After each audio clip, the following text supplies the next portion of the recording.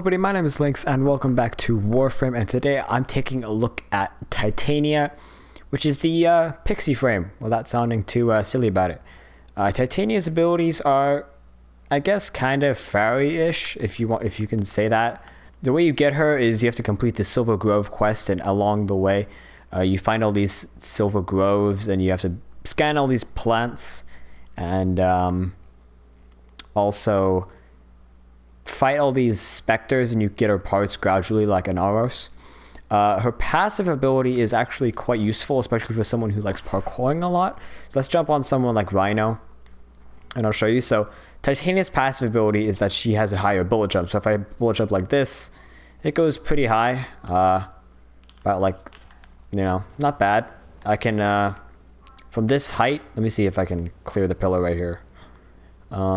From this height, yeah, I can almost get to the top of the pillar on that. But if I jump on Titania, go ahead and take a look over here. That is my phone. Okay, we jump on Titania and we jump over to the same pillar, and I'm pretty sure, yep, she will jump over it. And that is useful. It's not that useful, but if you have a secondary build, for example, something like this, then, well, you kind of become really good at jumping and sliding. So yeah, that's a lot higher than Rhino or any other frame, and also it's just really cool because everything looks a lot higher, especially when you're bullet jumping. Also, when you bullet jump, it leaves behind that little field over there, and it kind of what that does is that allies can run through that field, and it gives them increased bullet jump as well. It's just, I think it's 25% better bullet jump or something like that. But enough about the passive. Let's go into abilities, and her abilities are, I'm gonna take this build off because this is not a good build for this. Here we go. Her abilities, so firstly we'll talk about the first one, and I must say her abilities are probably some of the most fun in the game, except for her second one, which is complicated, like overly complicated. So we'll go ahead and spawn in some butchers, 20 butchers. And her first ability basically allows her to turn them into floating entertainment, I guess. It's really fun to cast, like spam cast this, because you have the silliest form of crowd control, and you can still shoot them. I mean, yeah. I need to disable Helios, I just realized. Yeah, they basically it basically just turns enemies into balloons, and it's really entertaining. Especially if you just sit here and you circle around and spam this. If you can find any enemies that are just like kind of look at that. Yeah, so really entertaining. And when you cast this ability on allies, it makes them immune to status procs. So that's actually pretty useful, especially if you're dealing with something like the infested. Her second ability is the complicated one. So basically what this does is, let's spawn in one more butcher. What this does is that basically it's kind of just Necros' soul punch like that. It can kill them, but even if it doesn't kill them, it leaves behind this thing, and this is a soul. When you pick it up, as you see up there, it gives a proc to something. So for, I don't know the exact one. I think it's like melee enemies, melee units like the scorpions and the butchers and other stuff like that. They give a buff to, I think it's like a buff where if something shoots you, it damages them back. Heavy units give a buff like you have a certain immunity to something, and I don't really find that useful. I feel like just punching them is fine. I don't need the proc with it. It's really overly complicated in my opinion, and I feel like they could just make it all into one, or make it so that it's like a lot simpler. So it's like all corpus give this buff, all Grunier give this buff, all infested give this buff. Not like these units give this buff and this other unit gives this buff and all that kind of stuff. So that's complicated and unnecessary. The third ability is actually pretty interesting. So I'm using a lot of butchers here. We'll go 5 butchers. Okay, so we go over here and we go activate the third one, which is called Lantern. And what this does is it creates a field around the enemy. It doesn't kill them. It basically creates a field around the enemy, and it draws the other enemies in the area to that enemy. And it's actually kind of useful for certain crowd control situations. If it does get too far away, they will like reorient them. It will kind of just... Okay, you're actually still going. Okay, well, you were.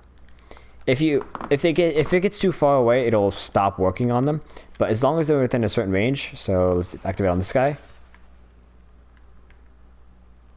It does walk, and then as they walk towards them, as you can see, the butterflies, Titania's butterflies, are surrounding the guy. So when they get close enough, if they can, it does damage them with those butterflies. And once you reactivate the ability, the enemy explodes, and anyone close enough explodes with them, like that. So useful ability, amazing for crowd control, especially if you have like a whole bunch of enemies coming out of one door. You use that ability and you can reactivate it instantly and just do that damage right away. And the final ability, which is by far probably one of the most unique abilities in the game, and that is her Razor Wing. Now Razor Wing basically turns you into Arcwing, but small. So I'll go ahead and show this as a scale. So we're gonna go and spawn, I guess, why not? We'll go for another butcher just to keep the trend rolling. Go into this thing, fly over here. Where's the butcher? Yeah, look how big I am compared to the butcher. I am really small, as you can see. If I go over to this thing, the energy orb is I'm almost smaller than the energy orb. I mean, that's pretty funny. And it is basically the old Arcwing system in a nutshell. You do have your primary and melee weapon. It even has the same sound effects. And her weapons do... her weapons are basically a combination of kind of the last 2 frames that had their abilities like this, with basically her primaries take from the primary, or her main weapon takes mods from the primary, and her melee weapon takes mods from the melee weapon, of course. And what this means is that if you're carrying a war in something like the Dread, which I don't want to really equip right now, you can go ahead and you're basically swinging around a war in little pixie form, or fairy, I don't know how you call it. And then as you're flying around, your razor flies, these things that are just flying around here, your razor flies are also flying, and they're also doing damage. And it's kind of cool. It's really unique and fun. It doesn't drain an insane amount of energy per second. If I can look here, that's not it. It's draining 2.6 energy per second, so effectively 3-ish energy per second. And as you saw, I kind of broke the game in my second to last, one of my more recent videos. I kind of broke the game because you're able to go like to stupid places in the game, like out here and way out here. And if you're on a map like Lua Stoffler, as soon as the floor beneath you drops, you can fly all the way back up if you need to. And it's kind of it's really entertaining because you can go to places that you didn't think you could go before, like all the way back here. I am not gonna make this. And overall, it is actually just really entertaining to use. And the weapons are actually pretty effective. So sticking with the trend, I guess we'll just stick with Warm Butchers. So we'll go and spawn in all these guys and go into Razor Wing. And as I'm flying around, the little butterflies will kill them just by me. So if I... Yeah, there goes one. So we shoot them. And at level 20, these guys are being one-shotted by the guns. and it's pretty entertaining, especially since it is a Paris Prime. Paris Prime does puncture damage and that kind of thing. There goes another guy. Paris Prime does puncture damage, and I think they're all dead already. Yeah, so if you have something like the Dread, my Dread, when I have my Dread equipped, it has a pretty high status chance and blast damage on it, so it's always constantly proccing blast on the weapons, on the primaries. So sticking with that trend, we're going to go spawn these guys again, go into here, except this time we'll use the melee weapon. And as you can see, it is taking mods from the War, so it is pretty damn powerful. And I do quite like how the weapons actually have their own names. So the melee weapon's called the Dewata, and the primary weapon is called the Dex Pixia, which is actually kind of cool. I do like how they have their own kind of names to them, and they are pretty powerful weapons. I'm gonna go ahead and try and see how good these pistols and the melee does to level 85 Corrupted Bombard, just for the fun of it. Corrupted Bombard 1 at level... I'm gonna have to collect this for a while. Level 85. Alright, and the come on.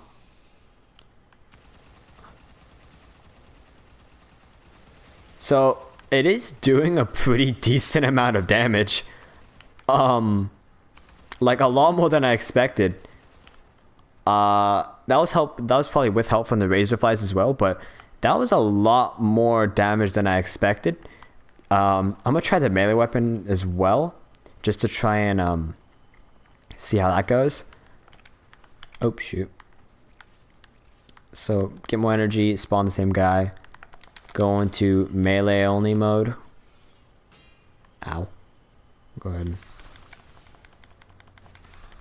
And when you do get like something like a fire extremist and they do the fire wave thing, it does knock you kind of off. It's and it kind of makes you spin in midair like that. But this is not doing as much damage as I thought, I guess. The multiplier is going up pretty high. I don't think I'm getting him in like the right spot or something, because I'm not getting any crits. Like my combo count is going up pretty high. There's 2.5. Ow. Ow.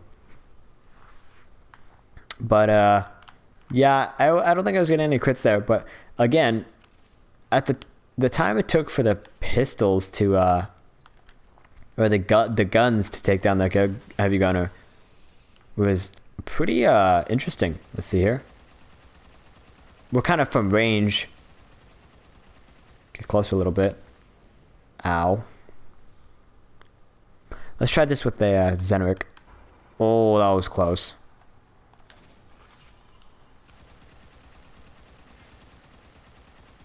So yeah, it is doing a pretty decent amount of damage. I mean, damn. I wasn't expecting that, but yeah, as you can see, weapons are pretty useful. The whole frame as a whole, the whole frame as a whole, the whole frame is pretty useful and fun. I do like the aesthetics of her, how the wings are just on the back. It's kind of like a skirt. It does annoy me how you can't put Syndanas on her, because if you try, then you get something that doesn't quite work. So if I put on like the Abrasis, it goes right through it, and it's annoying. Like the Pakal could probably pass if it goes right down the middle. The Solstice Vanquish, don't even try. The Salix, yeah, don't really try. It's just kind of on it. All the rest, maybe this one would look okay. Maybe some of the thinner ones. So like, would that work? No, that wouldn't really work. Well, I could, I guess. The Pyra Sandana, that would work, I guess. But all the and her animation, her standard animation is her floating in the air, which is awesome. And you can buy the animation set. So as they said in the dev stream, if you want to float, or if as they said on Ted on Live, if you want a floating rhino. The only bad part is that her head is kind of in the thing up there, so kind of funny, but no head, so you can't really preview the helmets all that well. I mean, it doesn't really work. So yeah, that's Titania. Really good frame. I do recommend you get her. If you want to buy her, I think it's, I believe, if I'm not mistaken, I think it's around 300 platinum. I might be completely wrong about that. But again, to do the quest for her, you just pick up the Silver Grove from New Loka, the New Loka room in any relay. So yeah, that's gonna be it for the video, guys. If you liked the video, please leave a like and a comment down below. Really helps me out, and I really appreciate it. Tell me if you guys went and picked her up, or if you've had her for a while, and what kind of build tips. Oh, right, the build. I forgot about that. That's terrible timing. Nothing really amazing about this. It's a pretty standard build. I do recommend, though, that you have something like Natural Talent on here, or maybe at the very least something like where's the mod, Speed Drift, because it takes a long time for her to use her abilities, like way too long, to the point where by the time you cast the ability, the enemies are probably already dead. So use something like that. So again, thank you so much for watching. Share this video, share things, and I will catch you guys in the next video. Peace.